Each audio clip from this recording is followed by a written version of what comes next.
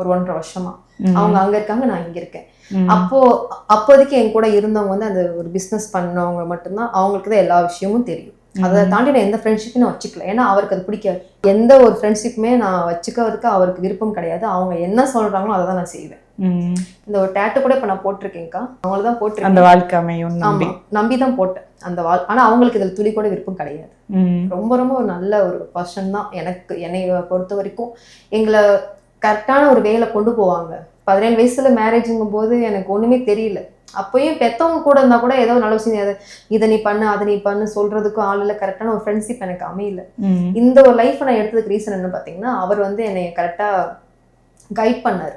அது ரொம்ப எனக்கு பிடிச்சது. எனக்கு டயத்துக்கு வீட்டுக்கு வந்துடணும், ப்ரொமோஷன் அங்க நீ வந்து அங்க வந்து என்னோட வேலை முடிச்ச உடனே அடுத்து வீட்டுக்கு கிளம்பும்போது அங்கதான் நான் கால் பண்ணிடுவேன். வர வரைக்கும் நான் பேசிட்டே தான் வருவேன். பேசுன நாள்ல இருந்து அவர்கிட்ட ஒரு விஷயமும் நான் மறைச்சது கிடையாது.